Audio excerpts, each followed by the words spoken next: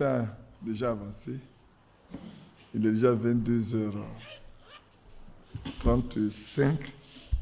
On a pris quelques retards, on s'excuse pour ceux qui sont en ligne. Tout à l'heure, quand ils arrivaient, même, ils étaient abordés par les gens de l'église méthodiste unie qui ont pris un terrain et comme ça pose un problème, ils sont venus me voir pour que je puisse voir mon oncle par rapport à ça. Pour tout ça, on s'excuse. Amen. On peut se lever ensemble. À la croix où mourit mon sauveur,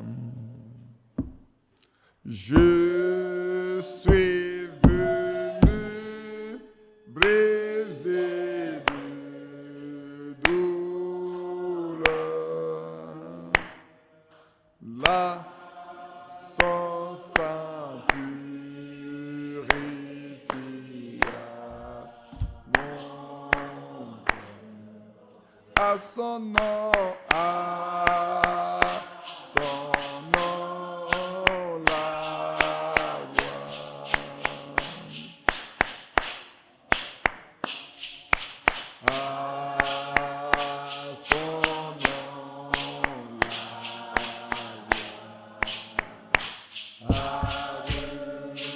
À son nom, à son nom, la gloire. À eux, là, son sang purifia mon cœur. À son nom,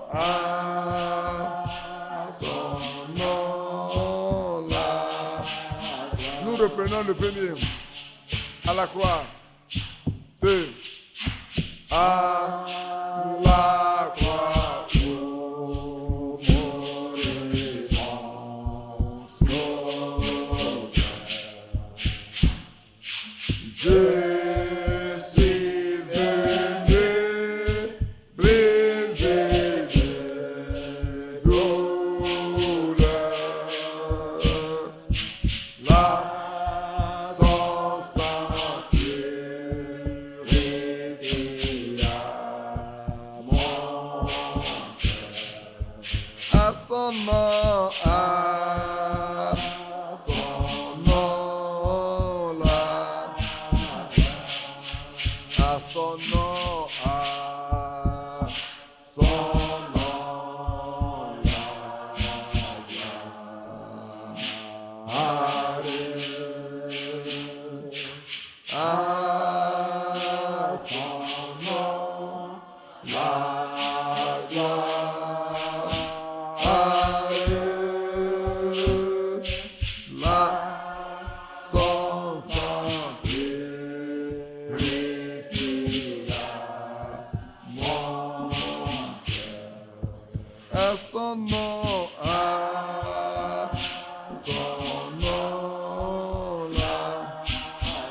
Quelle merveille!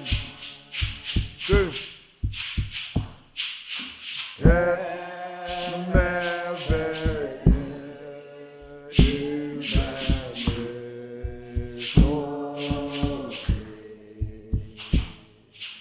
Quand de sa croix, je me fais charger. En moi, Jésus vint pour t'aimer.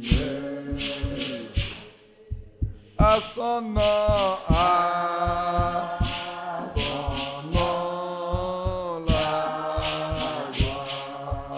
À son nom, à son nom, la gloire. À eux, à son nom, la gloire.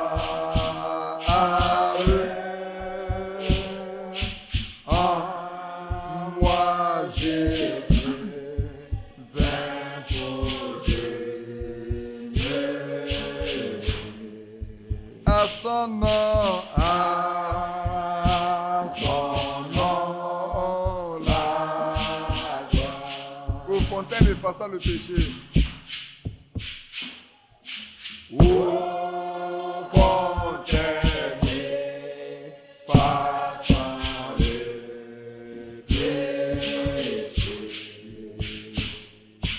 L'âme a lavé au cœur desséché.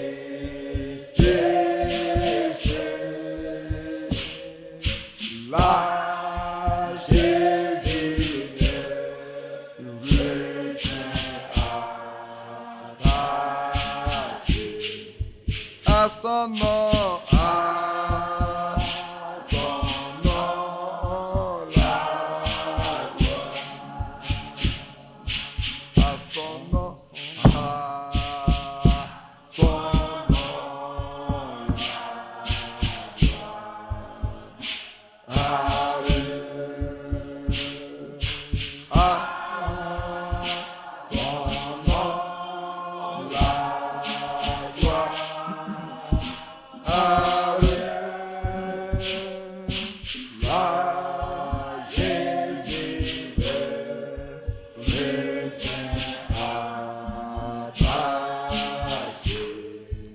la gloire. À son nom, la gloire. Pauvre âme.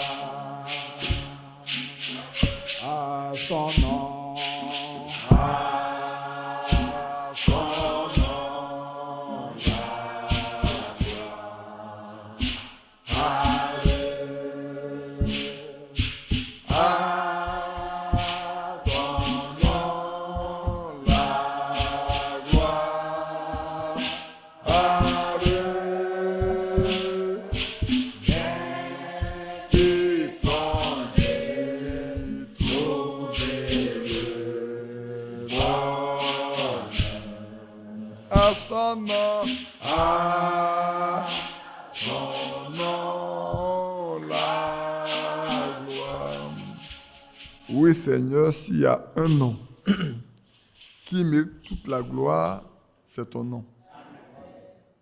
Parce que, comme nous venons de chanter, tu as tout accompli pour le pécheur.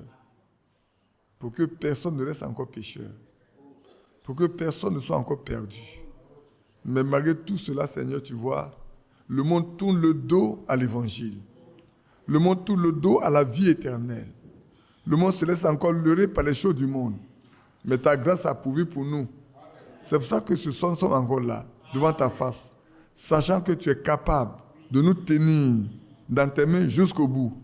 Malgré nos faiblesses, tu es fort. Et l'apôtre Paul pourrait dire, dans ma grande faiblesse, alors se manifeste la force de Dieu. Manifeste ta force dans la vie de chacun de nous. Conduis-nous, soutiens-nous. Parle encore comme autrefois. Notre Dieu, c'est l'homme qui a décidé que tu ne parles plus du haut des cieux et que tu parles par des hommes. Aussi, depuis ce jour, tu as toujours parlé par des hommes. Et nous voudrons, Père, ce soir, que tu nous parles par le Saint-Esprit envoyé du ciel, afin que nos cœurs soient édifiés, notre âme soit fortifiée et que nos maladies soient ôtées.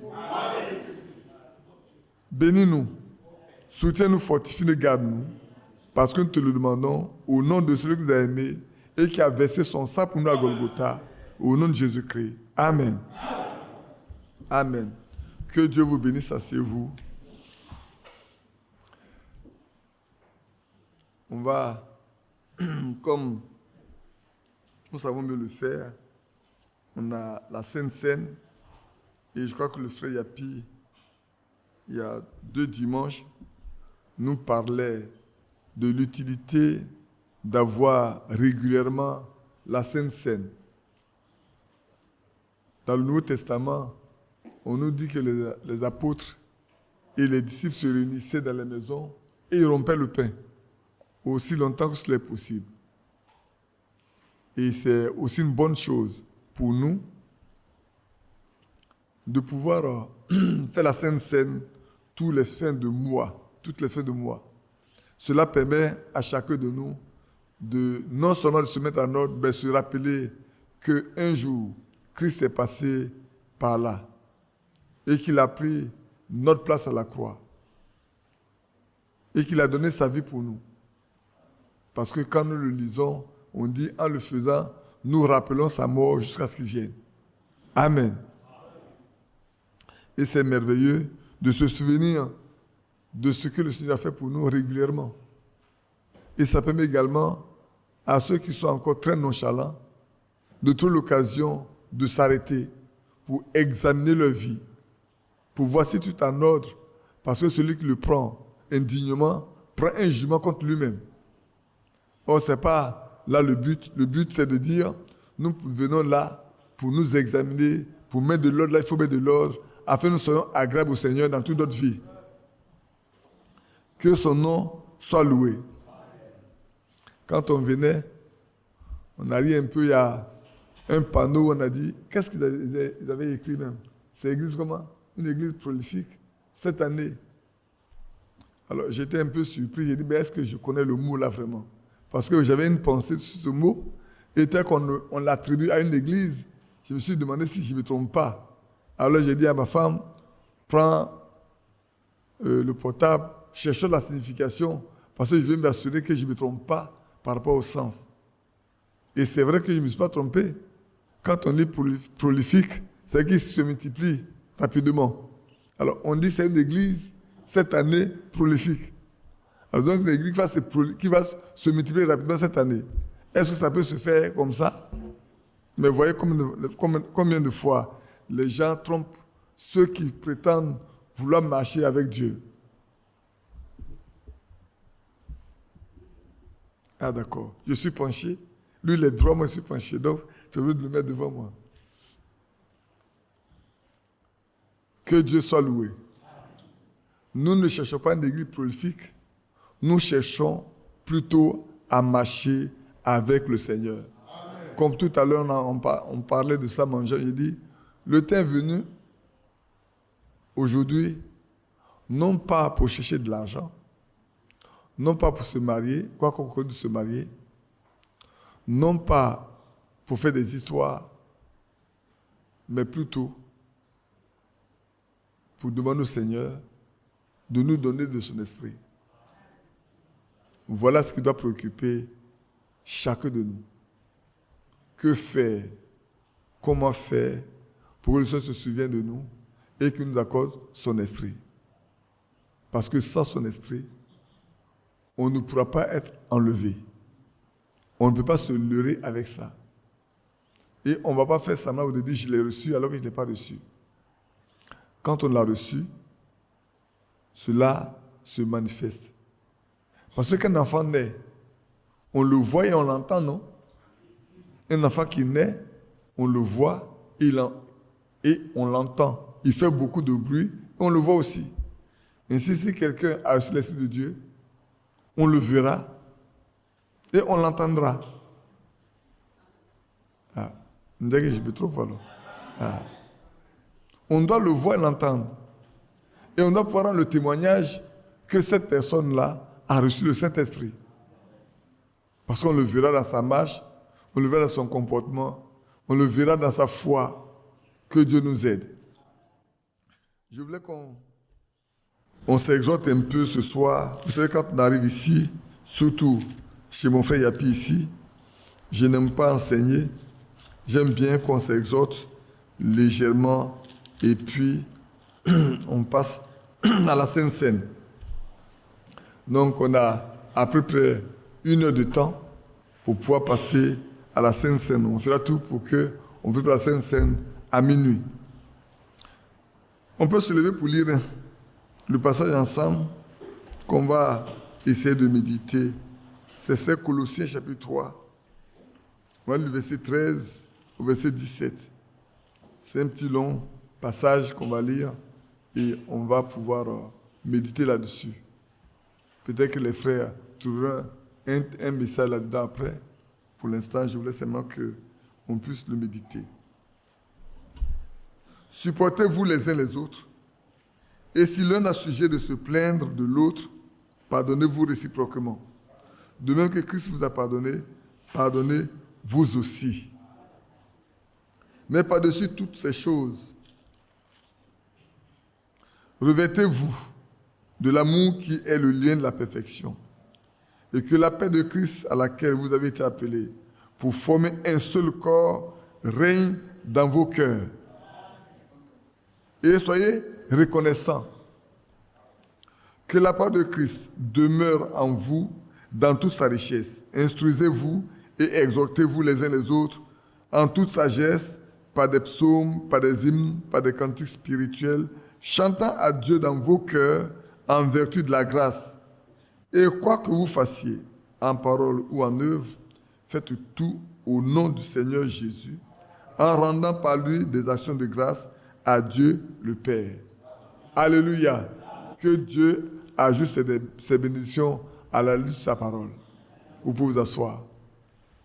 Je voulais qu'on puisse exhorter, s'encourager, comme vient de le lire tout à l'heure. Il dit, supportez-vous les uns les autres. Et si l'un a sujet de se plaindre, c'est le temps de se pardonner les uns les autres. Bien-aimés frères, la foi chrétienne est fondée sur le pardon. Sans le pardon, il n'y a pas de salut. Si le Seigneur ne nous a pas pardonné, nous n'aurons jamais été sauvés. C'est vrai. C'est parce qu'il nous a pardonné nos péchés que nous pouvons nous lever pour dire nous sommes des croyants. C'est pour ça qu'il nous est demandé également, nous aussi, de nous supporter les uns les autres et de nous pardonner les uns les autres. Le pardon est fondé sur l'amour. Sans amour, on ne peut pas pardonner. On en parlera tout à l'heure. Si tu n'aimes pas, tu ne peux pas pardonner. C'est parce que le Seigneur nous aime qu'il est parti à la croix et qu'il a pu obtenir le pardon pour nous. Il a effacé l'acte de condamnation. Il a jeté cela dans la mer de l'oubli. Tous nos péchés, il a ramassé tout. Il a enterré ça quand il est parti de la tombe. Pour que sortant, nous soyons de nouvelles créations en Jésus-Christ. Des hommes nouveau-nés, marchant pour faire la volonté de celui qui nous a aimés. Nous savons qu'en Adam, le péché a eu lieu. Dimanche passé, je crois qu'on a chanté ce cantique-là que tout le monde aime bien chanter. C'est Animé qui nous avait chanté ça. J'ai oublié le chœur. On dit qu'on a péché et on a tout perdu. Et dans son amour, il est venu nous pardonner, il est venu nous sauver. Pour nous ramener à la maison. Qui se souvient de ce cantique-là? Oui? Comment? Non, c'est pas ça. C'est au cœur, au ciel ou au cœur, quelque chose comme ça. Ou écoute au ciel. Pour nous dire que, simplement, voilà ce qui est écrit, vous le savez bien. Oui, écoute au ciel et tout ce que tu as, combien Jésus-Christ est riche en bonté, et toi, terre des hommes et bétail des champs, oh, louez-le, car il est bon. Il nous a créés pour la vie éternelle, mais nous avons péché et avons tout perdu. Mais dans sa bonté, il se décida de nous ramener à la vie. Dans sa bonté, dans sa grande bonté, il nous a connus. Il a décidé de venir nous prendre pour nous ramener à la vie, nous qui étions morts dans nos péchés. Aujourd'hui, on peut dire, Seigneur, merci, parce que je supplie un pécheur. Je vous ai toujours dit, un croyant n'est pas un pécheur. Il est un pécheur pardonné. Et l'apôtre Paul n'écrivait pas au péché, il écrivait aux saints qui étaient. Donc nous devons être saints dans toute notre conduite. Donc revenons à ce passage-là. Supportez-vous les uns les autres. Et si l'un a sujet de se plaindre de l'autre, pardonnez-vous réciproquement. De même que Christ vous a pardonné, pardonnez-vous. Vous voyez la comparaison? De même que Christ m'a pardonné, je dois être capable de pardonner. De même que Christ t'a pardonné, tu dois être capable de pardonner à ton frère, à ta soeur, même à un non-croyant qui t'aura offensé, tu dois être capable de lui pardonner. Il y a des gens qui ne savent pas demander pardon. Il y a des gens qui ne savent pas dire pardon. Ils ne savent même pas demander pardon. Même quand ils ont fauté, ils ne savent pas le faire. Mais le croyant doit l'avoir appris. Celui qui ne peut pas pardonner, c'est que lui n'a pas reçu le pardon de ses péchés. Celui qui a reçu le pardon de ses péchés peut s'empresser de pardonner. Même souvent, quand la personne ne vient pas, il dit Seigneur, pardonne-le car ce n'est pas ce qu'il fait. Vous vous souvenez d'Étienne, non? Les gens lui ont demandé pardon? Non. Ils l'ont lapidé pour le mettre à mort. Mais lui, quand il s'est levé, il voyait leurs conditions. Il savait qu'en tuant un homme, vous péchez. Vous êtes des meurtriers. Et l'apôtre Paul a toujours regretté plus tard cet acte-là. Il dit, moi j'ai persécuté à mort les croyants. Je passais de ville en ville. Je partais même à chose, Adam, pour les ramasser pour venir à Jérusalem, pour les faire punir. J'ai donné ma caution quand on lapidait Étienne. Plus tard, il a regretté cet acte-là. Et cela lui a été pardonné quand il a accepté le Seigneur Jésus-Christ. Alléluia. Et il est bon de l'accepter parce que quand tu l'as accepté, tu expérimentes le pardon. Et alors tu sais pardonner. Maintenant, il dit, mais par-dessus toutes ces choses, le pardon, les offenses, le péché, si vous lisez à partir du verset 5 et tout, il dit, par-dessus toutes ces choses, il y a quelque chose qui est important que vous devez faire. C'est de revêtir quoi? L'amour qui lie parfaitement les hommes. C'est par amour que nous sommes liés à Christ. Son amour manifesté nous lie à lui parfaitement. Et l'amour, on en a parlé, on en parle toujours, frère, parce que c'est le plus important de tout. Quand tout passera, l'amour demeurera. C'est faux? On peut le lire dans 1 Corinthiens combien? 14. Et le 13, oui, c'est la suite de 13. Tout peut passer, mais l'amour. Et c'est pour ça que Frère Branham nous a dit que de l'autre côté là, qu'elle est partie derrière le rideau de temps, on dit seul l'amour parfait rentre ici. Seul l'amour parfait. Frère, c'est pour ça que dès maintenant, nous devons prier le Seigneur pour que cet amour parfait règne en nous. Cet amour est le lien de la perfection. Et c'est un fruit de l'esprit. Il fait partie du fruit de l'esprit, l'amour. On ne peut pas le fabriquer. On ne peut l'avoir que si l'Esprit de Dieu est en nous. Romains 8 le dit clairement, verset 5, il dit, il est répandu dans nos cœurs par le Saint-Esprit. Comment l'Esprit de Dieu va te le répandre dans ton cœur si tu ne l'as pas, frère? Voilà pourquoi l'objectif final, réel, le but du croyant aujourd'hui doit être, Seigneur, souviens-toi de moi, accorde-moi la promesse du Père. Et s'il y a quelque chose qui doit faire obstacle, Père, révèle-le-moi. Bien-aimés frères, ne dormons plus. Ne dormons plus. Le monde actuel nous prouve que nous sommes à la fin de tous les temps. Toutes les prophéties bibliques sont sous nos yeux, en train de s'accomplir. Vous voyez les bruits de guerre. Avant, on pouvait dire que c'est loin de nous. Maintenant, c'est auprès de nous. On est même passé par là de l'année 2002 jusqu'à 2010. On sait ce que c'est que la guerre. On a vu toutes sortes d'armes. Ce qu'on n'avait jamais eu auparavant. Donc c'était au milieu de nous. Aujourd'hui, au Burkina, au Mali, ça est là. Et le plus patent, c'est ce qu'on voit en Ukraine avec la Russie, où le monde occidental et la Russie font la guerre ensemble, même s'ils le font par procuration, mais c'est la guerre. Donc, frères, prenons garde. Le temps est venu pour nous. J'ai dit c'est une exhortation, ce n'est pas un enseignement. Prenons garde, c'est le temps est venu pour nous, frères, de nous arrêter, pour nous demander, Seigneur, si tu venais maintenant, sommes-nous capables de partir avec toi? Le chrétien doit se poser la question. C'est une préoccupation du croyant. Arrêtons de parler des autres. Parlons de nous-mêmes au Seigneur. Et ici, l'amour est le lien de la perfection. C'est le lien, c'est l'élément qui unit parfaitement le corps de Christ.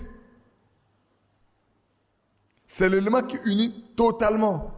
Et le Seigneur nous a répété, si vous m'aimez, gardez mes commandements. Si vous m'aimez, le mot continue, si pour garder les commandements du Seigneur, il faut pouvoir d'abord l'aimer. Si on ne l'aime pas, on ne peut pas garder ses commandements. Personne ne peut garder les commandements de quelqu'un. Prenez le cas d'un mari et d'une femme. S'il n'y a pas d'amour entre les deux, quoi qu'ils soient mariés, vous allez voir qu'il y a toutes des histoires. Personne ne se fait confiance. C'est faux? C'est vrai. Pourquoi est-ce qu'on a des enfants de rue? Parce qu'ils ne trouvent pas l'amour à la maison. Quand les enfants ne trouvent pas l'amour à la maison, mais ils deviennent des enfants de rue. Ils cherchent cet amour qui leur manque ailleurs. Et ici, quand dans un foyer, dans une famille, les gens s'aiment, cela unit. Leurs problèmes ne sortent pas. Personne ne sait ce qui se passe. Ils savent comment résoudre les problèmes entre eux. Et les croyants qui s'aiment bien, leurs problèmes ne sortent pas non plus. Oui, c'est vrai. Une église dans laquelle les gens s'aiment bien, oh là là. Quelqu'un disait, je préfère cet amour, même s'il n'y a pas de guérison, je préfère ça. Je préfère qu'il y ait l'amour, même s'il n'y a pas de guérison, que les gens s'aiment, que l'amour de Dieu est dans leur cœur. Je suis certain qu'ils s'en iront au ciel. Parce que beaucoup de guérisons ne convertiront pas beaucoup. C'est faux. Si les miracles convertissaient, aucun juif ne serait mort dans le désert. Aucun ne serait mort dans le désert. Personne ne mourrait dans le désert. Qu'est-ce qu'ils n'ont pas vu? Ils ont vu plus de miracles que nous. Ils ont traversé la mer Rouge à pied sec, avec 2 colonnes d'eau. Ils ont dansé sur l'autre rive quand ils sont passés. Les Égyptiens ont essayé de passer, ils sont morts. Comme je disais dimanche passé, voilà qu'on voit souvent nous amène à demander des choses qui ne sont pas normalement des choses qu'on doit demander. Regardez quand la Bible dit quand ils sortaient, ils avaient des bétails. Mais cependant, ils avaient envie de manger la viande, demandent au Seigneur, on est fatigué de manger cela. Le Seigneur leur envoie des cailles. Et c'est vrai. Ils avaient soif, il leur donne de l'eau, d'un rocher. Ils ont bu, ils étaient satisfaits. Mais ils ne sont pas arrêtés là. Plus tard, la soif a été telle qu'ils ont commencé à murmurer contre Moïse et contre Aaron. Moïse était tellement en colère que quand même Dieu lui a dit, va y parle, il a tapé 2 fois. Cela l'a empêché de rentrer sur la terre promise. Parce que Dieu a dit, tu t'es glorifié, tu ne peux pas glorifier. Frère, que l'amour soit notre partage. Ça fait partie du fruit de l'esprit. Vous savez, quand vous lisez dans 2 Pierre chapitre 1, quand on lit les vertus, à partir du verset 5, on voit que l'amour divin est à la fin. On ne parle pas de la connaissance, on ne parle pas de la foi, on ne parle pas de la vertu, on ne parle pas de la tempérance, on ne parle pas de la piété, mais l'amour, on parle de l'amour fraternel, mais l'amour divin est à la fin. C'est ce amour dont il est question ici, frère. Ce n'est pas l'amour entre nous. Ce n'est pas l'amour qu'un homme a pour sa femme ou la femme a pour son mari, ou les enfants ont pour leur père, ou les pères ont pour leurs enfants, ou les parents ont pour leurs enfants. Mais cet amour qui peut amener l'homme à mourir pour son prochain. Ça, c'est le lien de la perfection. Si nous voulons arriver à la perfection, cela doit être le lien entre nous. Bien-aimés frères. Et nous devons prier pour que nos cœurs soient remplis de cet amour-là. Mais pour que nous l'ayons, je le dis et je le répète, Sans le Saint-Esprit, aucun de nous ne l'aura. On peut le chanter. Vous voyez combien de fois ça produit beaucoup de miracles, hein, l'amour. L'amour apporte beaucoup de choses. N'est-il pas écrit l'amour couvre une multitude de péchés? Dans Proverbe, c'est écrit.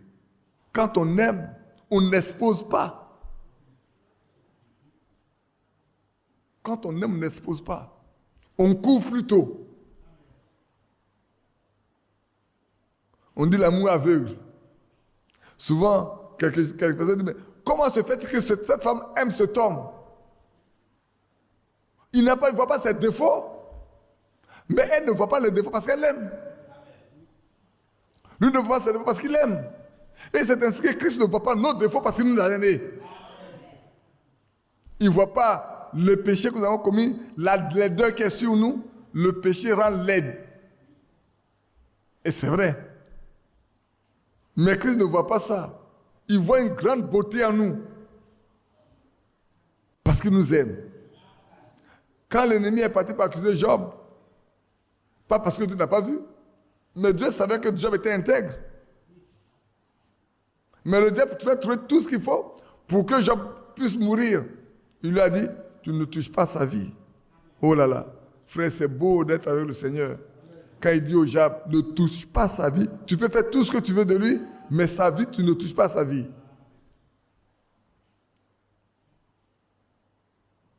Je regarde la montre, je ne vais pas traîner. Je veux qu'on aille un peu plus rapidement. C'est vrai. Qui veut prier pour que l'amour remplisse son cœur? Je suis aussi dedans. Hein. Levons-nous pour prier. Prions pour que Dieu nous donne son amour. Et c'est vrai. On va prier ensemble. Prions. Bien-aimé Père Céleste, c'est un fruit, cela fait partie du fruit de l'esprit. Dans Galates, tu l'as dit, et tu l'as mis en première place. L'amour. Le fruit de l'esprit commence par là, l'amour. Et Seigneur, ce soir, alors que nous sommes ensemble, que nous sommes défaillants complètement, que notre amour n'est pas au beau-fils, nous demandons que Père, tu interviennes dans ta grâce infinie pour répandre dans nos cœurs cet amour dont nous avons vraiment besoin. Afin que nous puissions aimer nos ennemis, les aimer, les supporter, les accepter tels qu'ils sont. Et entre nos frères, nous aimer. Oh, la Bible dit, c'est en nous aimant que l'on reconnaîtra que nous sommes tes disciples. L'amour seul peut manifester, voir que nous avons connu Christ et que nous l'aimons, que nous servons les uns les autres. Ce soir, nous crions à toi. Fais-nous grâce, notre Dieu. Use de compassion, Père. Ne laisse pas le temps passer. Nous levons nos mains vers toi. Parce que nous savons que c'est toi qui peux l'accorder. Accorde-le-nous, Père, au nom de Jésus-Christ, ton Fils, notre Seigneur. Alléluia. Bien-aimé Père Céleste, tu as dit, c'est par amour que l'on reconnaîtra que nous sommes tes disciples, si nous nous aimons les uns les autres. Oh Dieu, dans les foyers, quand il y a des histoires, c'est parce que l'amour est parti. Dans l'église, quand il y a des histoires, c'est que l'amour n'est pas. Et c'est vrai. Aujourd'hui, nous te prions pour que les histoires sortent du milieu de nous, que nous puissions couvrir tout par l'amour. Aussi, nous demandons que tu le répands dans nos cœurs. Toi, tu peux le faire. Toi, tu peux donner l'amour là où il n'existe pas. Accorde-le maintenant au nom de Jésus-Christ. Amen. Asseyez-vous. Nous allons continuer. Maintenant, il y a un autre élément. Quand l'amour est là, ce qui suit, c'est la paix. Il dit, et que la paix de Christ, à laquelle vous avez été appelés, frères. Là-bas, il nous dit, revêtez-vous de l'amour qui est le lien de la perfection. Ensuite, il dit, vous avez été appelés à la paix de Christ. Pour faire quoi? Pour former un corps. Nous tous, nous avons été appelés pour que nous participions à la paix de Christ qui nous donne la capacité d'être un.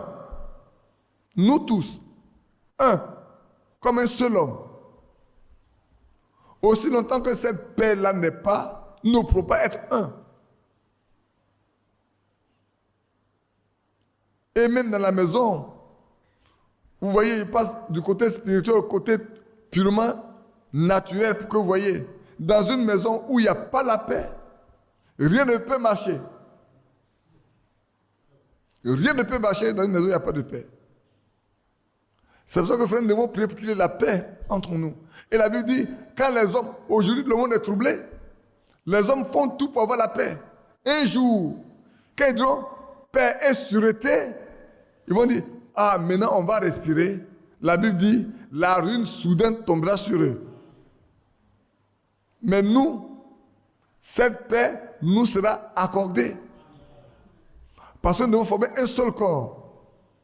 Il dit, et la paix de Christ à laquelle vous avez été appelés, pour former un seul corps, non pas deux, non pas trois frères. Nous devons être un et un seul corps. Et nous avons été appelés à cette paix-là. Christ est notre paix. N'est-il pas écrit dans la Bible que Christ est notre paix? Il est notre paix. Comme nous l'avons vu la fois dernière, il est notre vie. Si Christ est notre vie, quand il paraîtra, nous paraîtrons aussi avec lui. Et si Christ est notre paix, sachez que ne peut être fils de Dieu que ceux qui procurent la paix. Comme c'est écrit dans Matthieu 5, verset 9. Aucun ne peut apporter la paix s'il n'est pas fils de Dieu. Et ceux qui procurent la paix, ils sont fils de Dieu. Parce que Christ est notre paix. Et quand nous sommes avec lui, que nous avons la paix, nous pouvons alors communiquer la paix. N'est-il pas dit quand vous rentrez dans une maison, si vous trouvez un fils de paix, que la paix qui est sur vous repose sur cette maison? Pour vous montrer comment c'est, comme une fois, il est important que nous-mêmes, nous soyons des hommes de paix. Que la paix de Christ soit en nous. Pour que quand nous arrivons quelque part, nous puissions partager cette paix-là avec les autres. Mais si vous ne l'avez pas, vous ne pouvez pas la partager, cette paix.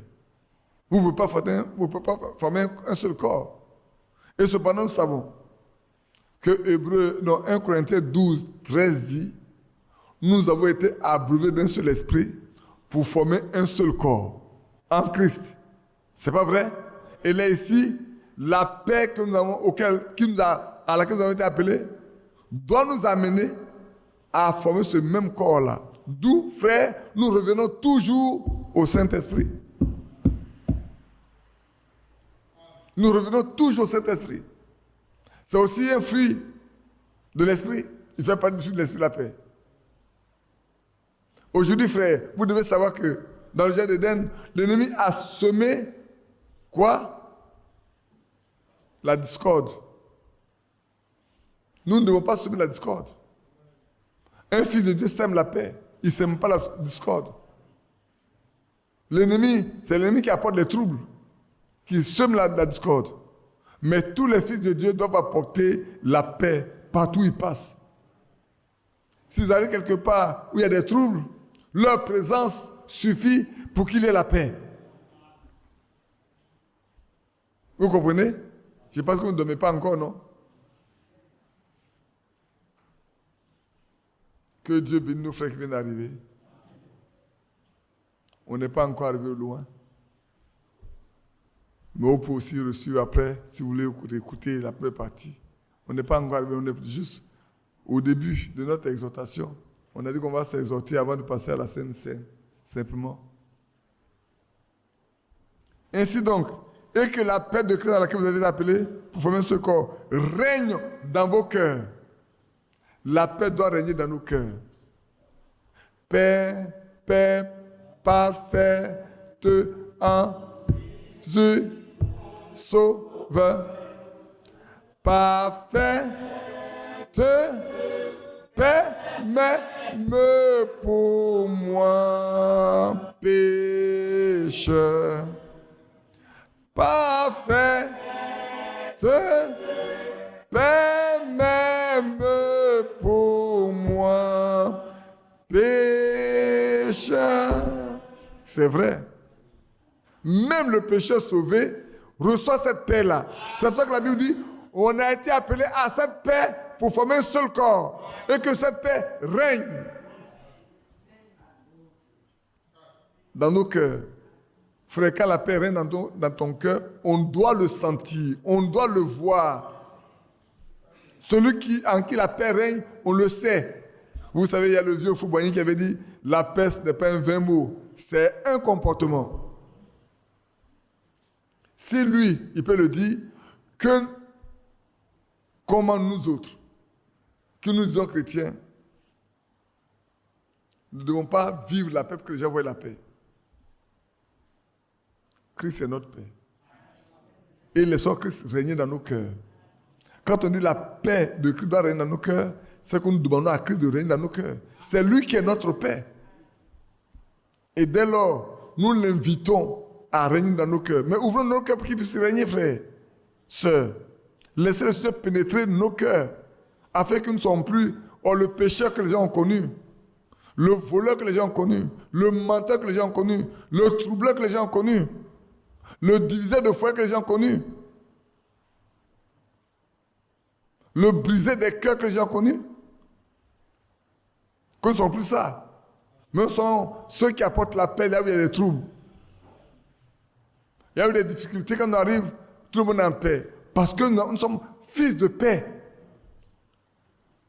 Et la Bible dit, je le répète encore, le Seigneur a dit, que votre paix, quand vous entrez dans une maison, que votre paix repose sur la maison, s'il y a un fils de paix. S'il n'y a pas quelqu'un qui est de la paix, qu'elle vous revienne. N'est-ce pas? Ça n'est pas écrit? Le Seigneur ne l'a pas dit? Non, j'ai l'impression que beaucoup ne sont pas d'accord. C'est pour ça que quand on va voir les frères, on dit que votre paix, souvent quand vous entrez chez les frères, n'est-ce pas? Et qu'on a fait les demandes, il lui dit que la paix que tu apportes repose sur cette maison et que la paix de cette maison aussi repose sur toi. On ne le fait pas si ça prouve que, frère, le croyant recherche la paix. Et il veut apporter la paix là où il faut apporter la paix. Et nous devons être des fils et des filles de paix pour apporter la paix là où les gens sont troublés. Et cela n'est possible que si l'Esprit de Dieu est avec nous. Et c'est vrai. J'ai beaucoup de versets bibliques, mais justement, passer dessus pour aller. La paix. Oh là là. Sortons. Nous sommes dans un monde troublé, frère. Nous sommes dans un monde troublé. Et on doit pouvoir voir la différence entre ce monde troublé et nous qui sommes dans un monde de paix. Il doit y avoir une dichotomie entre ces deux mondes. Une séparation nette. Quand les autres sont troublés, même au milieu des troubles, vous êtes en paix. On dit, mais celui-là, il est toujours en paix. Tu dis, ah oui, je suis toujours en paix, parce que je suis avec celui qui donne la paix. Vous savez, dans ces derniers temps, il y a eu beaucoup de tueries dans une école en France, où un enfant de 16 ans a, comment on appelle, poignardé son professeur d'espagnol tout droit là, et il est mort sur le champ. Alors je disais, mais on court parce que moi je cherche les psychologues, les psychiatres et tout. Je dis, mais vous avez tort. Vous avez chassé Dieu dans toute votre vie, dans vos écoles, dans vos foyers, partout. Vous avez demandé au diable de venir. Mais là où le diable passe, il n'y a que des troubles. Il n'y a que des meurtres. Il a été meurtrier dès le commencement par son fils Caïn. Il a tué Abel. Et depuis ce jour-là, les meurtres sont succédés. Si vous chassez Dieu de votre vie, vous ne pouvez qu'avoir des troubles. Parce que c'est lui qui apporte la paix. Frère, j'ai dit à quelqu'un, si je dois rentrer dans une entreprise, on me dit, je suis chrétien, et qu'on dit, ici, on ne peut pas parler des choses de Dieu, je ne préfère pas cet argent. Je ne veux pas cet argent. Parce que là où Christ n'est pas admis, je ne suis pas aussi autorisé à y être. Il est mon soutien. Il est ma force. Il est mon intelligence. Il est tout pour moi. S'il ne peut être quelque part, moi non plus, je ne suis pas admis à être là. Parce que quand je serai là, s'il n'est pas là, qui prierai-je? Qui m'assisterait? Qui me donne la victoire? Et le chrétien doit aimer voir Christ partout où il est. Et l'annonce, je dis aux frères, souvent quand vous partez quelque part, manifestez votre nature. Montrez qui vous êtes. Je suis un croyant et prouvez que vous l'êtes. Même si on se moque de vous, c'est mieux. On ne va pas vous inviter à faire des choses sales. C'est vrai. Alors, à mon dernier poste, quand je suis entré là, à la fin de l'année, je suis entré en juin, à la fin de l'année, on a dit, bon, il fallait présenter les vœux au directeur. Et chaque directeur venait avec toute son équipe. Et chacun passait à tour de rôle. Et quand mon temps est arrivé, je leur ai dit, nous allons prier d'abord. Et j'ai prié. J'étais au milieu des musulmans, de toutes les sortes de croyances qui existent. Et j'ai terminé par le nom du Seigneur Jésus-Christ. Et il y a un qui était un pasteur qui est là avec nous dedans. Il est aussi un directeur, s'occupe du commercial. Et puis, j'ai présenté le vœu, j'ai fini. Et puis, on a prié, on a terminé.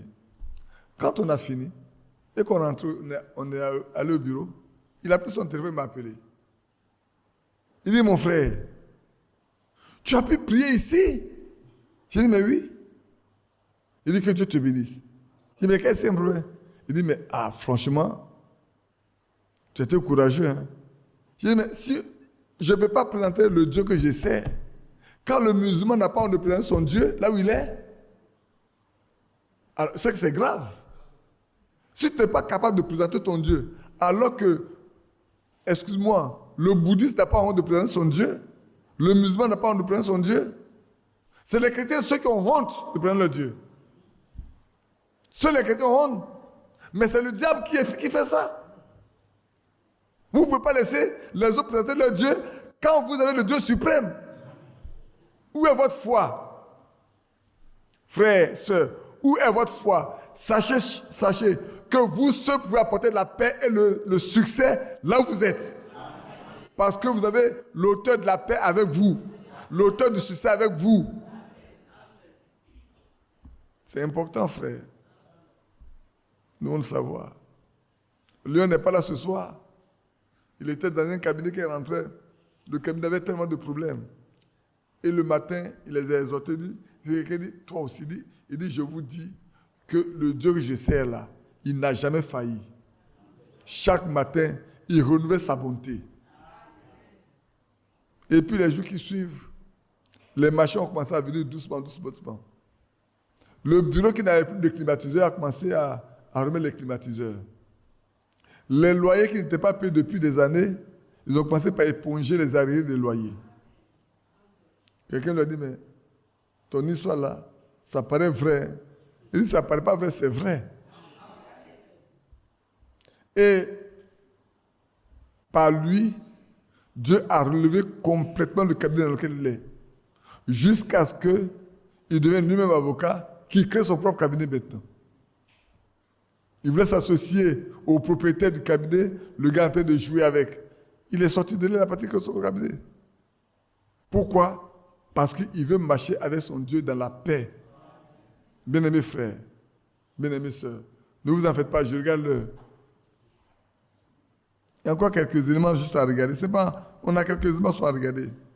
J'aime bien ce passage, j'aime bien.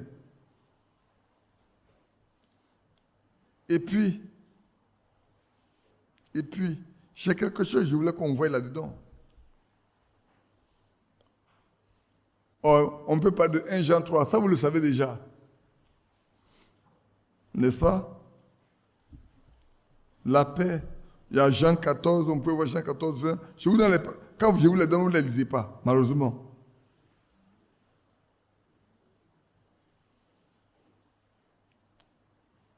Lisons dans 1 Jean 3, 16, 21.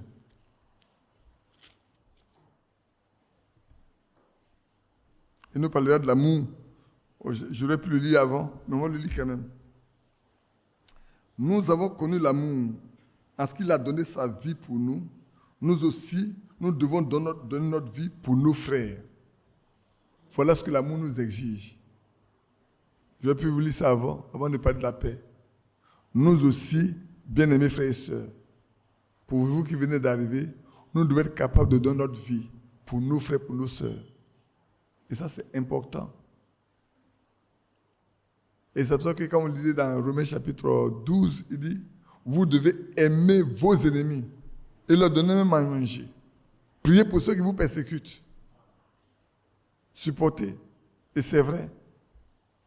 Et quand je lis dans Jean 15, verset 12, personne lit Jean 15, verset 12. Le reste, vous pouvez le lire après. Je vais quand même rester dans le temps. J'ai quelques petites choses à regarder avec vous pour juste nous exhorter à aller de l'avant. Jean 15, verset 12. C'est ici mon commandement. Aimez-vous les uns les autres comme je vous ai aimé. Comme je vous ai aimé. Aimons-nous les uns les autres. C'est important. Hein? Si on s'aime, comme je disais tout à l'heure, il n'y a pas d'histoire. Il n'y a pas de problème. Entre nous, on peut se comprendre. On peut s'exhorter, on peut se supporter. Et quand on a dépassé ça, alors on recherche la paix. Recherchons la paix et la sanctification sans laquelle nous ne verrons le Seigneur. Aussi longtemps que cela dépend de vous, soyez en paix avec tout le monde. Et c'est ce que la Bible nous dit. Aussi longtemps que cela dépend de toi, tu dois chercher la paix, rechercher la paix avec tout le monde. Tu dois être en paix avec tout le monde. Parce que, frère, le chrétien n'est pas celui qui ne peut pas avoir des histoires avec les gens. Pas qu'il va chercher, mais on peut lui faire des histoires. Et dès lors qu'on te fait des histoires, toi, ce que tu dois faire, de prendre une position dans laquelle tu cherches que la paix revienne.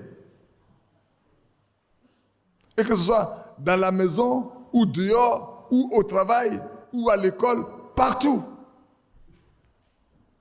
Quand on vient là pour t'affronter, on vient là pour t'humilier, tout ce que tu peux chercher à faire, c'est chercher à faire la paix. Parce que aussi longtemps que tu peux le faire, fais-le. Maintenant, si tu as fait tout ce qu'il faut, que la personne ne veut pas comprendre, la personne ne veut pas comprendre, reste tranquille. Dieu s'en occupera, frère. Et ça, c'est vrai. Le Seigneur s'en occupera. Quand vous ferez tout ce qu'il faut et que les personnes voudront vous humilier et faire tout, restez tranquille. Il y a un qui va vous venger. Il prendra votre position. Et les gens finiront par faire la paix avec vous. Je crois que la fois dernière, elle est là, elle me regarde. Il y a une de ses voisines qui va avec elle, qui voulait l'humilier, lui faire des histoires. Mais elle a adapté la position d'une chrétienne. Cependant, l'autre aussi semble être une chrétienne aussi. Hein. Mais elle fait des histoires parce qu'elle pense que les biens, le commerce de sa voisine était plus florissant que pour elle. Elle pensait qu'en multipliant les magasins, elle va plus gagner. Mais ce n'est pas avec ça que ça marche. C'est Dieu qui fait marcher les choses. Pour finir un jour, les choses sont compliquées tellement pour elle que maintenant elle ne peut plus parler. Quand elle la voit, elle baisse la tête. Entre celle qui cherche la paix et celle qui cherche le trouble, pour finir, celle qui cherche le trouble ne peut qu'avoir honte, ne peut être confus. Parce que si tu fais tout pour avoir la paix, je vois même mon frère Youssouf qui est en train de remuer la tête, secouer la tête, parce qu'il est passé par ce chemin aussi, que je connais, où quelqu'un lui a dit, un soi-disant chrétien, que Yapi connaît bien, et qui a même travaillé ici comme maçon sur ce site, et qui est venu à la fin me dire, le travail qu'on lui a payé, ce qu'on lui a payé là, ça ne vaut pas tout. On doit encore lui payer 10 millions de francs CFA. Quand on a calculé les éléments, tout est du maçon. J'ai dit, tu as besoin d'argent. Je vais te donner de l'argent. Je lui ai fait un chèque. Et puis il m'a dit, tu l'as donné. Il dit, il n'a qu'à aller avec. Il ne fera pas un jour avec ça. Il ne fera même pas une journée avec ce chèque-là. Il n'a qu'à aller. Youssouf sait. Le résultat, Youssouf le connaît. Frère, aussi longtemps que ça dépend de vous, soyez en paix. Même ceux qui se disent chrétiens, vous allez trouver des gens qui sont difficiles pour vous. Mais vous, recherchez la paix. Le Seigneur n'a-t-il pas dit, si quelqu'un vous demande de faire combien de miles, 1, vous faites 2. Si vous voulez enlever votre tunique, donnez-lui aussi votre manteau. Qui a compris? Il dit que quelqu'un vous demande de faire 1 kilomètre, faites 2 avec lui. S'il veut prendre votre robe là, donnez-lui aussi votre manteau. Doublez toujours. Parce que vous cherchez la paix. Et quand vous ferez cela, la honte sera pour lui plus tard. Hein. Vous ne serez jamais nu. C'est lui qui sera nu plus tard. Je vous ai donné le cas de le tonneau, oui, c'est le tonneau qui a eu un problème avec un frère dans l'église alors qu'il a trouvé marché, ils ont travaillé ensemble. Au moment de partager le gain, la cupidité a saisi le cœur de son frère. Il a dit, frère, on ne va pas aller au tribunal. Tu es un frère, nous sommes dans la même église, donne-moi ce que tu veux. Oh là là. Devant l'argent, beaucoup ne peuvent pas adopter cette attitude-là. On a travaillé ensemble, on a investi ensemble, ça produit maintenant, tu veux prendre la grosse partie, c'est pas possible. Souvent, on va jusqu'à devant les responsables de l'église pour traiter ça. Pourtant, quand ils ont commencé à signer le contrat, les responsables de l'église ne sont pas dit au courant. Hein. Ils ne sont pas au courant. Alors, ce dernier dit, lui, il envoie ça au tribunal. Ils vont aller régler sa justice. Le deux dit, frère, on ne va pas au tribunal. Ce que tu veux me donner, donne-le-moi. Le deux cherchait la paix. Et ce que l'autre veut lui donner, il lui a donné, lui l'a pris. Lisez 1 Thessaloniciens chapitre 4, le verset 3. Ou bien on va le lire ensemble. Lisons 1 Thessaloniciens chapitre 4. Souvent, il y a des choses que les chrétiens font sans faire attention aux Écritures. Et pourtant, nous sommes mis en garde. Non, c'est verset 6. C'est que personne n'use envers son frère de fraude et de cupidité dans les affaires. Parce que le Seigneur tire vengeance de toutes ces choses, comme nous l'avons déjà dit et attesté. Dieu tire vengeance quand on est cupide et qu'on use de fraude envers son frère. Et que le frère recherche la paix et qu'il abandonne tout. Ne soyez pas heureux d'avoir reçu tout. Ne vous réjouissez pas de ce qu'il est bête, comme on aime le dire en Afrique. C'est dans la Côte d'Ivoire. Quelqu'un va dire, tu es bête, hein? Tu dois tout laisser. Dis-lui, je ne suis pas bête. La Bible dit de rechercher la paix avec tous.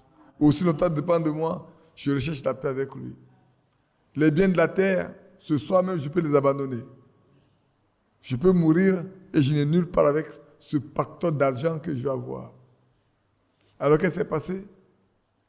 1 an passé, l'autre a eu un marché, il a traité. L'autre aussi a eu un marché, il a traité. Tout ce que l'autre a perdu, Dieu le lui a restitué. Tout ce que l'autre a gagné, Dieu le lui a retiré. Il a perdu. L'autre a retrouvé son argent perdu. Entre les deux qui a gagné, on dit celui qui rit le dernier, celui qui rit bien. N'est-ce pas? Et l'autre est celui qui a ri le dernier. L'autre a tout perdu. Frères, soyons chrétiens. J'ai dit ce soir, c'est pour nous exhorter seulement à marcher avec le Seigneur. Soyons chrétiens. Recherchons la paix. Aussi longtemps cela dépend de nous. Recherchons la paix. Et que la paix règne dans nos cœurs. Et Christ est notre paix. En d'autres termes, nous voulons que Christ règne en nous. Et nous ne pouvons pas avoir la paix, la vraie paix. Cette paix-là, on ne peut pas l'avoir sans le Saint-Esprit, frère. Il fait partie du fruit de l'Esprit. Pour ceux qui lisent Galates 5, le verset 22, ils le verront bien. Oui, frère. C'est important pour que chacun le sache. Et puis, on peut encore continuer. Oui, je crois qu'on va évoluer un peu dans ce qu'on est en train de lire. Lisons le verset 16. Que la parole de Christ demeure en nous. Je n'ai pas dit en vous, j'ai dit en nous. Dans toute sa richesse. Frère, ici, il y a quelque chose de très important. Le Seigneur nous a dit, si nous l'aimons, nous devons garder sa parole. Dans Jean 15, 10, il a dit, si on l'aime, on garde sa parole. Mais comment nous pouvons garder la parole? Il y a beaucoup de personnes, il y en a qui ne peuvent pas garder la parole de Dieu. Et il y en a qui peuvent garder la parole de Dieu. Pourquoi il y en a qui peuvent garder et puis les autres ne peuvent pas garder la parole de Dieu? Je lis avec vous dans Jean, laisse-moi dire dans Jean 10,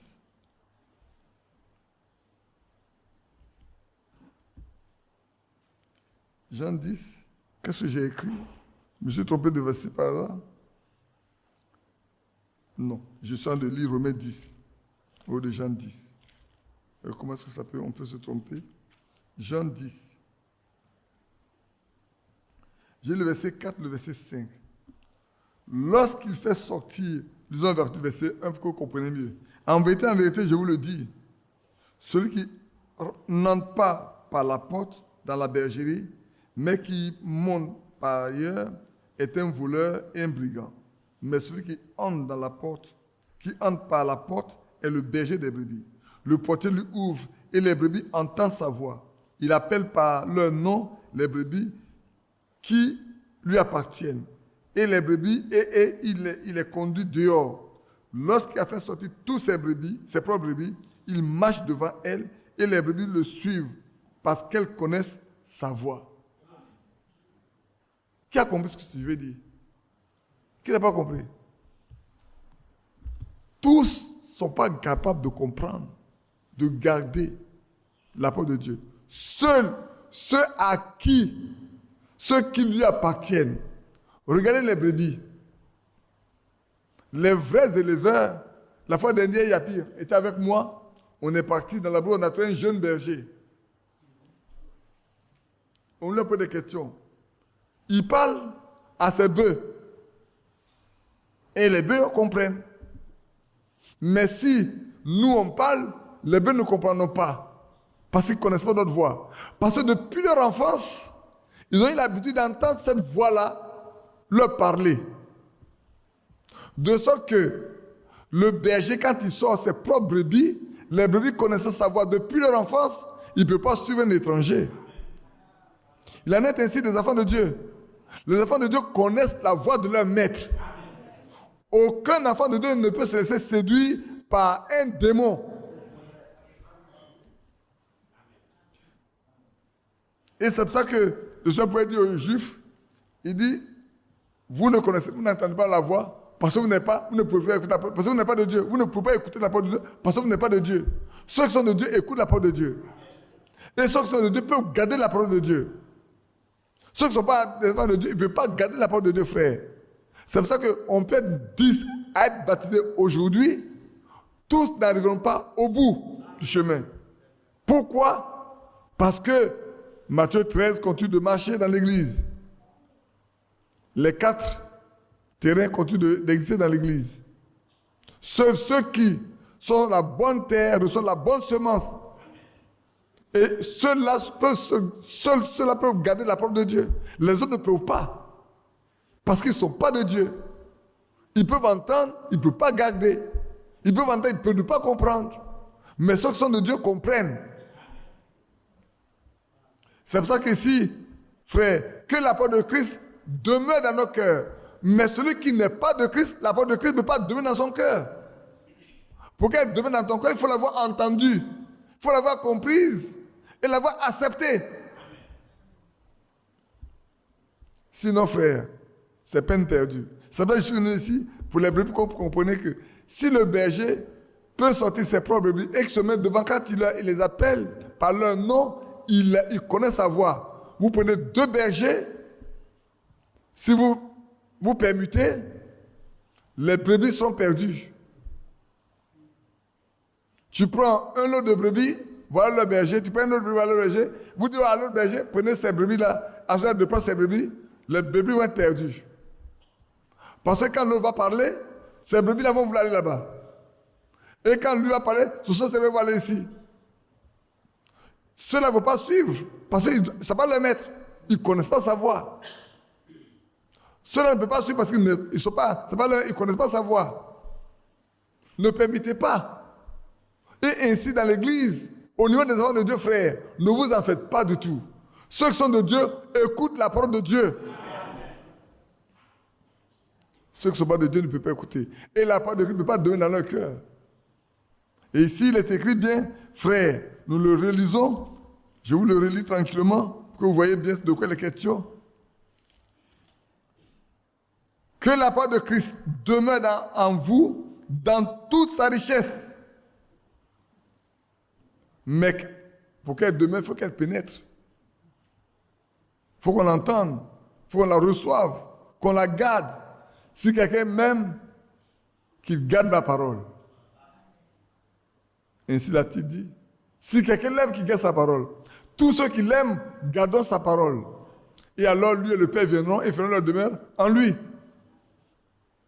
Bien-aimés frères, et le temps est arrivé où nous devons prouver que nous gardons sa parole. Celui qui garde la parole de Dieu, il suit Dieu.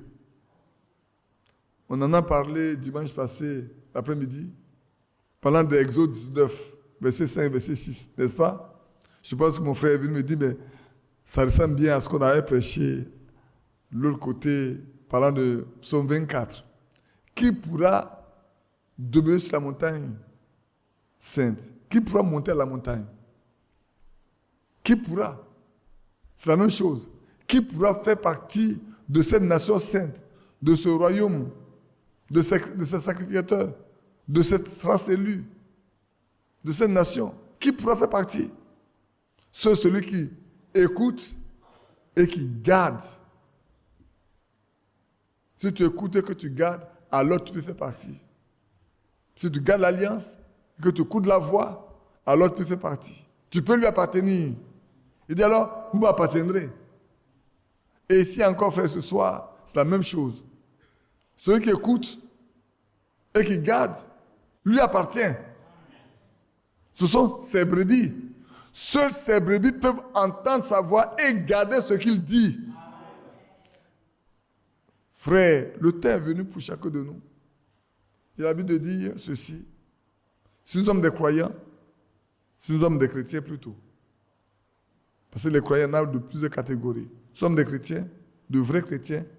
Quand on pose notre vie, on la superpose dans la Bible, les deux doivent marcher ensemble. Quelqu'un pourra dire c'est dur. Non, ce n'est pas dur. Si Jésus est la parole, et il est vraiment, n'est-ce pas? S'il est la parole, lui et Dieu sont un. N'est-ce pas? Et si nous aimons la parole, nous devons être comme lui, la parole. Et alors, pour être un avec lui. Il a dit, c'est pas ce qu'il a dit? Alors, vous connaissez dans le Père, que vous êtes à moi, et que moi je suis en vous. Alors nous sommes un avec le Père. Parce que nous sommes un avec lui auparavant. N'est-ce pas? Mais cela n'est possible que si nous demeurons en lui. Si sa parole demeure en nous, avec dans toute sa richesse, la parole de Dieu est très riche. La parole de Dieu, la parole de Dieu, il n'y a pas de plus grand trésor que la parole de Dieu. Frère, regardez bien. Peut-être on a qu'à griner un peu. L'argent lui appartient. À qui? À la parole. La parole, c'est qui? C'est Dieu lui-même. Je parle des choses naturelles. Prenons les choses spirituelles. Frère, combien sont ceux qui, souvent, ont épargné de l'argent dans l'avant l'hôpital? Vous tous, vous comprenez bien. Quand vous demandez au Seigneur de vous guérir, que vous guérissez, vous n'allez pas à l'hôpital. Vous économisez l'argent que vous avez reçu. Ce n'est pas vrai? Mais c'est une richesse. Quand vous voyagez et que vous priez qu'il n'y a pas d'accident, même s'il y a un accident, que vous êtes sauvegardé, c'est une richesse. Votre vie vous est donnée. C'est lui qui l'a fait. Pourquoi? Parce que vous demeurez dans sa parole. On peut continuer. Il dit, même un serpent, lorsque le serpent vous piquera, il vous mordra, ça ne fera aucun mal. Mais cette richesse, au lieu d'aller payer l'antivenin, vous n'avez pas besoin de ça. Même les poisons. Même quand on vous empoisonnera, vous n'avez pas besoin d'avoir peur. Pourquoi? Parce qu'il a dit, cela ne fera aucun mal. Vous voyez, il y a beaucoup de richesses dans la parole de Dieu. On peut continuer. Devant n'importe quel obstacle, il y a une contagion, vous priez, vous restez tranquille. Tout le monde est contaminé, mais vous n'êtes pas attrapé la maladie. C'est une grande richesse. C'est vrai. Que cette parole demeure en vous dans toute sa richesse. Frère, c'est vrai. Regardez Paul, regardez Pierre. On pouvait prendre des mouchoirs, les poser sur le corps de Pierre, de Paul plutôt, et aller chasser les démons avec. Paul est très riche. Hein? Oui. L'apôtre Pierre peut passer dans la rue. Il y a tellement de monde qu'il ne peut même pas imposer les mains aux malades. On les met seulement quand il passe, son homme les guérit. Donc, vous voyez, Pierre devait être un homme recherché. Parce que quoi? La parole de Dieu habite en lui. Et la grande richesse de cette parole pour eux, c'est la guérison qu'ils obtiennent. Parce que sans la parole en lui, l'Esprit ne viendra pas. Frère, le Saint-Esprit ne vient que sceller ce que Dieu a planté en vous. Alors vous avez la même nature que lui. Et vous faites les choses comme l'a fait dit. Si vous croyez en moi, vous ferez les œuvres que j'ai faites. Et vous en ferez de plus grandes parce que je vais au Père. Alléluia. Comme j'ai dit la fois dernière, la nature obéit aux enfants de Dieu. Oui, frère. N'ayez pas peur, la nature obéit aux enfants de Dieu. C'est une grande richesse. Hein, d'avoir qu'il y a une grande tornade qui arrive et vous parlez à la tornade s'arrête. Vous épargnez la vie à toutes ces personnes-là. Le désir à toutes ces personnes-là. Parce que si la tornade passait là, qu'est-ce qui va se passer? Les toits allaient s'envoler. Les morts allaient s'en suivre. Mais vous, ayant la parole de Dieu en vous, quand vous ordonnez, Dieu exécute pour vous. Et la nature s'arrête. Bien-aimés frères, que la parole de Dieu habite en nous dans toute sa richesse. Instruisez-vous. J'ai laissé beaucoup de passages, je ne vais pas vous garder longtemps là-dessus. J'ai beaucoup de passages, je laisse ça comme ça, on va aller. Maintenant, frère, instruisez-vous, exhortez-vous les uns les autres. Est-ce que nous le faisons aujourd'hui? Nous n'arrivons pas à nous rendre visite. Quand nous rendons visite, j'espère que quand vous rendez visite, ce n'est pas pour aller parler de les nouveaux modèles de pain qui sont sortis. Hein, c'est ça, non? Je crois que ce n'est pas pour parler de ça. Ça, Monique, ça va aller parler de poulet aux autres, non, c'est ça. Hein? La Bible dit quand on se retrouve là, qu'on s'exhorte. Tout à l'heure, je disais à ma femme, oublie un peu beaucoup de choses. Hein? Parlons de nous-mêmes. Ne parlons plus des autres. Parlons de nous-mêmes. Demandons au Seigneur de nous accorder ce qui est primordial aujourd'hui. Cherchons que ce qui est primordial dans notre vie, là, Dieu nous l'accorde. Bien-aimés frères, c'est important. Plus nous parlons, plus nous pouvons pécher. On dit ceux qui parlent beaucoup ne manquent pas de péché. N'est-ce pas? Donc, restons sobres. Vaquons à la prière. Intercédons les uns pour les autres. Et si nous nous rencontrons, parlons du royaume de Dieu. Frère, c'est quand vous parlez du royaume de Dieu que l'Esprit de Dieu vient au milieu de vous. Si 2 ou 3 s'accordent pour être ensemble, il n'a pas dit c'est pour prier. Il dit si 2 ou 3 s'accordent pour être ensemble, je suis au milieu d'eux. Si vous accordez pour être là pour vous exhorter, le Seigneur sera pour vous inspirer. Une année, votre soeur défunte est partie rendre visite à une autre soeur. Les deux étaient de parler des choses de Dieu. Et puis, il y a un Rosicrucien qui arrive là, qui est tourmenté. Troublé, tourmenté qui arrive. Elle connaît bien l'autre soeur, et puis elle arrive chez lui. Il est très tourmenté, il ne sait pas que faire. Alors elle se dit, appelons frère Badi. Et votre soeur défunte dit, on appelle la frère Badi. Nous devons manifester notre foi. Nous sommes des croyants, nous ne sommes pas des croyants. Mais on ne peut pas toujours avoir besoin de quelqu'un venir prier pour les autres. Prions pour lui. Quand ils ont envie de prier pour lui, le gars était délivré. Instantanément délivré. Pourquoi? Le trésor est en vous. Le trésor est en nous tous, frères. Il n'y a pas un qui possède plus que l'autre. Hein? Dans toute sa richesse, qu'elle demeure en nous, instruisons-nous, enseignons-nous, exhortons-nous, aidons-nous. C'est pour ça que je vous encourage à tenir les réunions de maison. Tenez vos réunions de maison. Est-ce le soir, est-ce le matin? Faites-le, frère. Apprenez aux enfants ce qu'est de la Bible. Enseignez-les. Demain, Dieu s'occupera du reste. Ils peuvent s'en détourner quand ils vont grandir, peut-être, mais sachez, le Seigneur ne va pas les laisser mourir dans le péché. Il va les sauver. Enseignons-les, aidons-les, instruisons-les et prions pour eux. Dieu s'occupe du reste. Frère, quand un enfant grandit, on ne peut plus rien faire pour lui parce que ce n'est pas nous. On ne peut pas changer le cœur de l'enfant. Aimons-le simplement et puis prions pour lui. Dieu s'occupe du reste. Je poursuis. Exhortez-vous les uns les autres en toute sagesse, par des psaumes, par des hymnes, par des cantiques spirituels. Ah, frère, ici le mot est fort. Hein? Des cantiques spirituels. Les cantiques sont inspirés.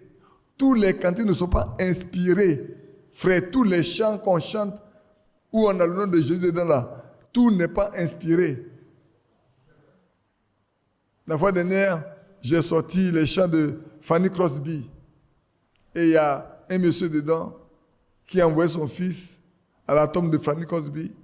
Et là-bas, il a exhorté. Il lui a lu l'histoire de Fanny Crosby. À la fin, l'enfant a commencé à chanter le chant. Et il a prié pour que Dieu lui pardonne ses péchés et lui prenne sa vie. Et l'enfant a accepté le Seigneur comme ça. Alors son père l'a envoyé parce qu'il entendait chanter le chant. Cette femme-là, les gens lui ont dit, chante et on va faire des disques pour le vendre. Elle dit, je ne vends pas ma voix que Dieu m'a donnée. Je veux louer Dieu avec ma voix, mais pas pour gagner de l'argent avec cette voix-là. Aujourd'hui, il y en a qui ne font que chercher de l'argent avec la voix. Ils vont s'entraîner pour avoir de très belles voix, pour gagner de l'argent. Ce n'est pas pour honorer Dieu. Pourtant, quand vous lisez dans les psaumes, David a écrit beaucoup de psaumes, ce sont des chants. On chante ça aujourd'hui, c'est vrai. Il louait Dieu avec. Il glorifiait Dieu. Frère, vous vous souvenez bien, je ne sais pas si c'est Élisée. C'est Élisée qui a demandé qu'on envoie un joueur de harpe. Et quand on a commencé à jouer la harpe, l'Esprit de Dieu est descendu sur lui. Il leur dit, allez-y, creusez là, vous trouverez de l'eau. C'est pas vrai? Si, dans les chants, il y a une grande chose qui peut se passer. Si ceux qui chantent là sont conduits par le Saint-Esprit. C'est vrai, je me dis à mes frères qui chantent, ne vous contentez pas de chanter. Priez d'abord avant de chanter. Nous, on a fait ça avant.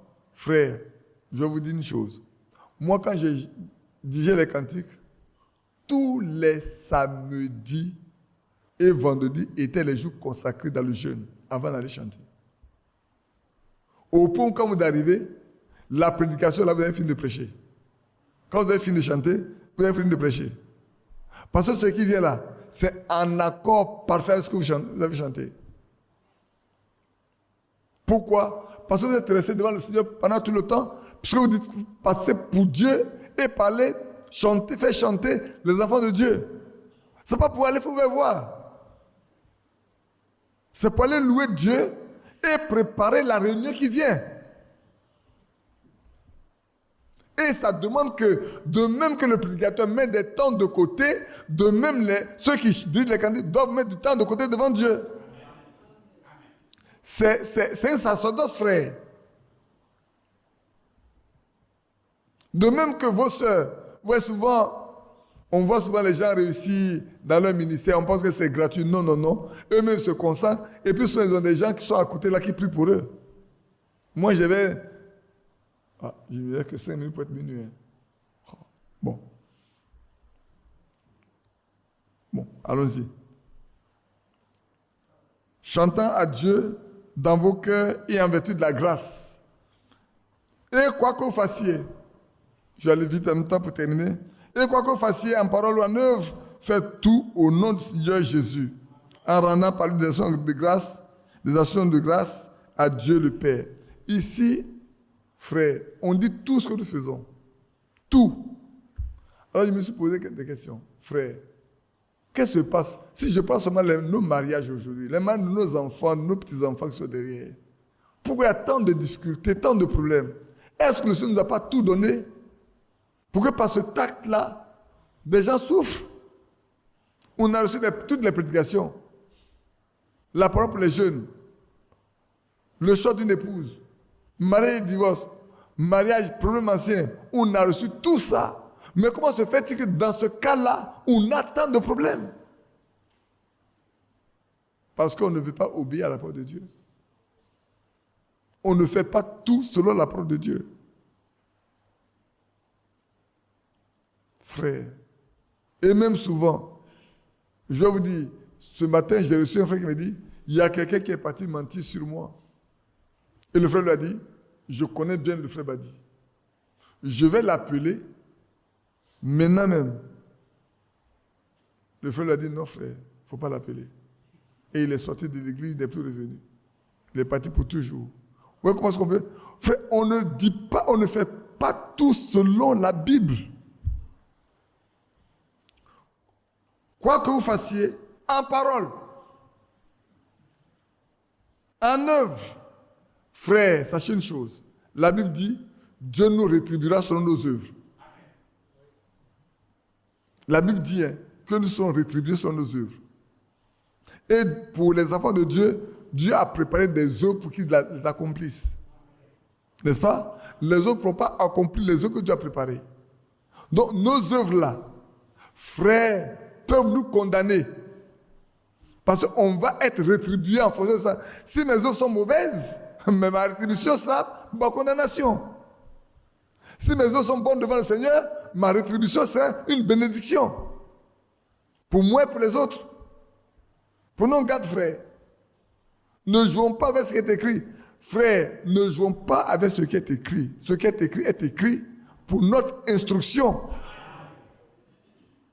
C'est écrit pour notre instruction. Ne pensons pas que ce qui est écrit là, on peut le lire comme ça et puis pas. Non, frère, nous devons faire attention à tout ce que nous lisons pour voir si il s'accomplit dans notre vie, oui ou non. Quand il est écrit, quoi que vous fassiez, en parole ou en œuvre, en acte, alors je dois regarder qu'est-ce que je fais par la parole, qu'est-ce que je fais par les actes que je pose. Est-ce que cela est conforme à la parole de Dieu? Ou ça peut me condamner, ou ça ne peut pas me condamner. Mais quand on voit des gens qui mentent et qui disent des chrétiens, mes frères, supposons que ce frère n'a pas dit, je vais appeler frère Badi, mais d'autres allaient prendre ça comme monnaie courante, ce qu'il a dit. Et comme je disais, vous savez, je disais, ouais, frère dit, il y a un témoignage que j'ai entendu, mais le témoignage est faux. Quelqu'un pensait que c'est vrai, mais le témoignage est faux. Je dis, vous savez, les frères, non, frère, c'est pas vrai le témoignage là. Il est faux, non, il dit, oui, c'est faux. Mais on n'a pas dit que c'est faux.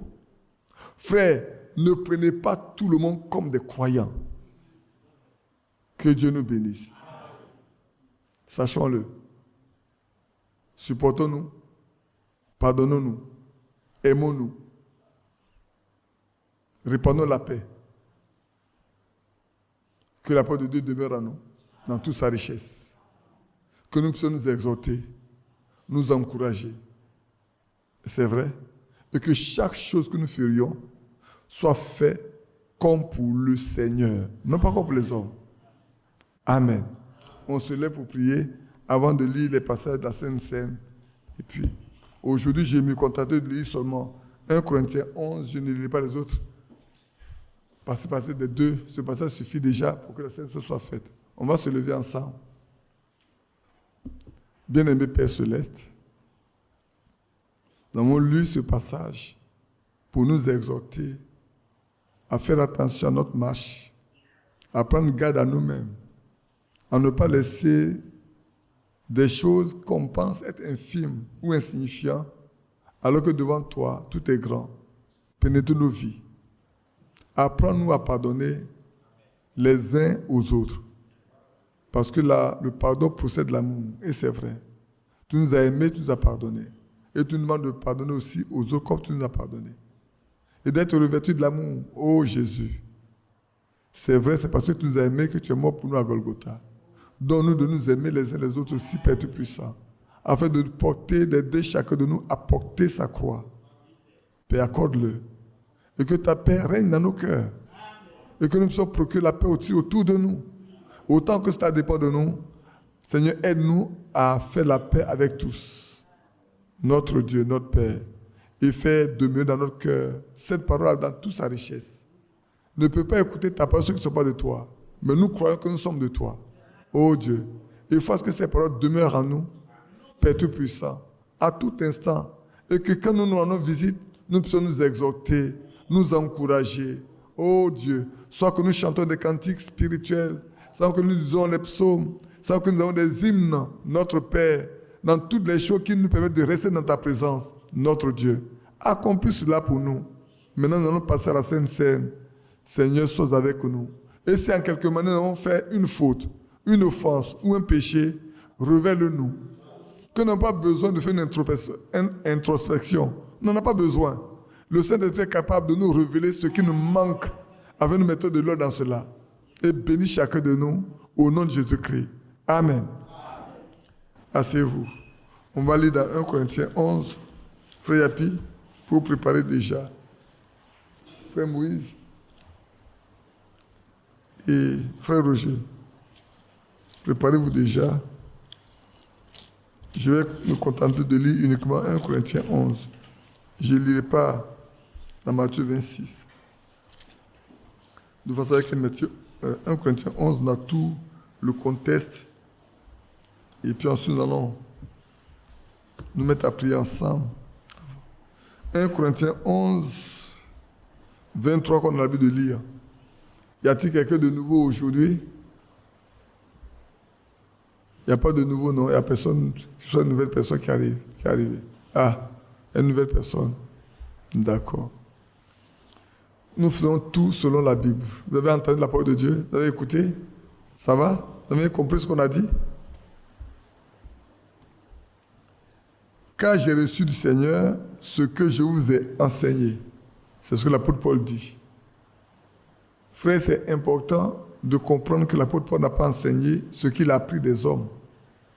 Il n'a pas appris ça de Pierre, de Jean, de Jacques ou de quelqu'un d'autre. Il dit, il a reçu ça du Seigneur. En d'autres termes, ce qu'il va pratiquer, ce qu'il va apprendre, c'est ce que le Seigneur lui-même lui a enseigné. Nous devons comprendre que ce que nous lisons, ce n'est pas ce que l'apôtre Paul a voulu écrire, c'est ce que Dieu lui a donné d'écrire. D'écrire aux Corinthiens et qui est resté pour nous qui sommes devenus des croyants après eux. C'est que le Seigneur Jésus, dans la nuit où il fut livré, prit du pain. Et après avoir rendu grâce, le rompit et dit, « Ceci est mon corps qui est rompu pour vous, faites ceci à mémoire de moi. » Et c'est vrai, tout à l'heure, comme je l'ai répété, la fois quand le frère Yapi est passé, il parlait de ce que chaque fin de mois, nous nous retrouvons ici pour faire la Sainte Seine. C'est pour que nous puissions nous rappeler toujours à notre mémoire ce qui s'est passé il y a à peu près 2000 ans, ou un peu plus de 2000 ans, où le Seigneur ce jour-là devait aller mourir à la croix. Avant d'aller ce soir-là, il était réuni avec ses disciples et il a institué la Sainte Seine, qu'on appelle aussi le souper du Seigneur. Parce que c'est le soir, c'est cette même nuit-là qu'il a institué ça. De même, après avoir soupé, il prit la coupe et dit, « Cette coupe est la nouvelle alliance à mon sang. Faites ceci à mémoire de moi, toutes les fois que vous en boirez. » Et c'est vrai, frère. Il a institué le pain, il a institué le vin, et les deux doivent être pris ensemble. Ensemble. Ce n'est pas du jus de raisin. Le pain n'est pas levé. Le pain ne comporte rien d'autre. Et c'est vrai. Comme quelqu'un disait, quand j'ai dit une chose ici, le nom de frère Franck, ça va dans le monde entier, on cherche à décortiquer ça. Au pot, souvent, tu as presque quelqu'un, tu es comme quelqu'un qui développe un complexe maintenant. Alors donc, frère Franck est parti voir un frère et il est venu lui rendre visite. Et puis le frère, il a posé la question clairement. Il dit, faites-le seulement comme vous le faites. Et le frère, il le fait. Le pain, il le fait sans assaisonnement, sans rien ajouter. C'est la farine avec de l'eau. Point final. Point final. C'est le pain de la Pâque. Demain, après avoir soupé, il prit la coupe. Cette coupe est la nouvelle alliance en son sang. Faites ceci en mémoire de moi toutes les fois que vous en boirez. car toutes les fois que vous mangez ce pain et que vous buvez cette coupe, vous annoncez la mort du Seigneur jusqu'à ce qu'il vienne. En le faisant ce soir, nous annonçons la mort du Seigneur. Nous parlons de ce que cette nuit-là, il va souffrir. Frère, j'ai noté dans ce qu'il y a pris beaucoup de passages. Non, ça c'est autre chose, ça dans la prière que j'ai pris. Regardez quand il est parti à Gethsémani. Il a prié jusqu'à ce que la sueur qui tombait de son corps était comme des grumeaux de sang. Tellement il était opprimé, oppressé, sachant ce qu'il va vivre. Lui, saint, devant porter le péché de toute l'humanité. Frère, et il doit être bafoué, humilié, frappé, meurtri. Quand vous prenez ces soldats romains, soûlards, buveurs, qui ont bu, qui ont craché son visage, prenez quelqu'un qui a un ivrogne, qui a bu du vin et qui crache sur votre visage. Vous allez voir ce que ça sent. Comment ça sent? D'abord, même quand il passe à côté de vous, vous ne pouvez même pas supporter l'odeur. Après votre raison, cracher sur vous. Mais il devait le supporter. Il devait le porter à cause de toi et moi. Il devait le supporter. Cette nuit-là, il savait ce qui allait se passer. Il est Dieu, il sait c'est pour ça qu'il est venu. Tu m'as dit, Père, si ça coupait s'éloigner de moi, toutefois, pas ce que je veux, mais ce que tu veux. Et chaque fois que nous nous approchons de la table, nous devons nous souvenir que Christ est passé par là pour annoncer sa mort. Parce que cela a précédé toute la souffrance jusqu'à la mort. Car toutefois que vous mangez ce pain, que vous buvez cette coupe, vous annoncez la mort du Seigneur jusqu'à ce qu'il vienne. C'est pourquoi celui qui mangera le pain ou boira la coupe du Seigneur indignement sera coupable. Ceux qui méprisent ça, ceux qui mangent ça sans discernement, sans discerner ce qu'est le corps de Christ, ils savent que c'est le corps de Christ. Ne prenons pas cela après avoir péché et dire « Oh, c'est pas grave, je peux prendre la Sainte Seine. » Frère, ne le faites pas du tout. Vous allez prendre une condamnation sur vous-même. Si vous avez péché, vous avez commis quelque chose qui n'est pas bon, allez-y devant le Seigneur jusqu'à ce que vous ayez la paix dans votre cœur. Il est là pour nous pardonner. Frère, c'est vrai. Et la fois, il disait, frère, si vous voyez quelqu'un qui a péché et qui s'approche de la table, prenez-le de côté et dites, frère, je t'ai vu faire ça. Comment oses-tu aller prendre la Sainte Seine? Défies-tu Dieu afin de le retirer de la peine et qu'il se mette en ordre avant de pouvoir approcher la table? Que chacun s'éprouve soi-même ainsi qu'il mange du pain et boive la coupe. Car celui qui mange et boit sans discerner le corps du Seigneur mange et boit un jugement contre lui-même. Frère, c'est écrit. Et nous devons comprendre que c'est écrit dans la parole de Dieu et que Dieu veille à ce que sa parole soit accomplie. Sachons-le. Dieu veille à ce que sa parole soit accomplie. Dieu veille. C'est pour cela qu'il y a parmi vous beaucoup d'infirmes et de malades et qu'un grand nombre sont morts. En leur temps, il y en a qui sont morts. Il y en a qui sont devenus infirmes pour avoir négligé, pour avoir méprisé ce qu'on va faire ce soir. Ils ont pensé que c'est une chose légère. On peut aller faire son vœu et puis venir également faire croire qu'on est chrétien, on le prend. Il y a un danger à le faire. Prenons garde et que Dieu aide chacun de nous. Si nous nous jugeons nous-mêmes, nous ne serons pas jugés. Mais quand nous sommes jugés, nous sommes châtiés par le Seigneur afin que nous ne soyons pas condamnés avec le monde. Ainsi, mes frères, lorsque vous réunissez pour le repas, attendez-vous les uns les autres. Amen. On va donc passer le temps à prier un peu avant de passer à la Sainte Seine, avant de passer au pain, au vin. On va prier ensemble.